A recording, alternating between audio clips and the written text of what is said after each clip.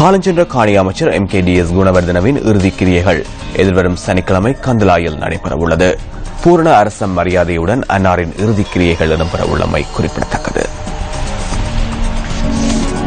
கொழும்பில் உள்ள தனியார் வைத்தியசாலை ஒன்றில் சிகிச்சை பெற்று வந்த நிலையில் MKDS குணவர்தன நேற்று காலமானார். அன்னாரின் போதவுடல் இன்று இரவு கம்பஹா வீதியில் உள்ள வீட்டில் அஞ்சலிக்காக வைக்கப்பட்டுள்ளது. கந்தலாய் பராக்கிரம மாவட்ட இலக்கம் 20 அமைந்துள்ள அன்னாரின் இல்லத்திற்கு இன்று இரவு பூதவுடல் கொண்டு செல்லப்பட உள்ளது. 1947 ஆண்டு மார்ச் மாதம் 16ஆம் தேதி பிறந்த MKDS குணவர்தன 69வது வயதில் காலமானார். போலீஸ் அதிகாரியாக சிறிது காலம் செயற்பட்ட அவர் உதவி போலீஸ் அத்தியட்சகராக போலீஸ் சேவையிலிருந்து ஓய்வு பெற்றிருந்தார்.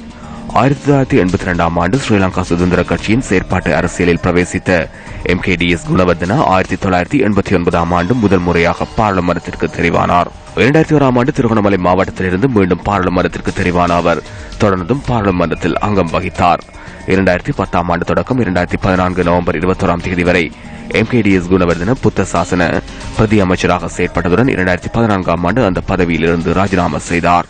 2015ஆம் ஆண்டு ஜனவரி மாதம் 12ஆம் தேதி காணி அமைச்சராக நியமிக்கப்பட்ட அவர் பின்னர் நடைபெற்ற பொதுத் தேர்தலின் போது தேசிய பட்டியல் பாராளுமன்ற உறுப்பினராக நியமிக்கப்பட்டார். அதனை அடுத்து தொடர்ந்து அவர் காணி அமைச்சராக செயற்பட்டு வந்தார்.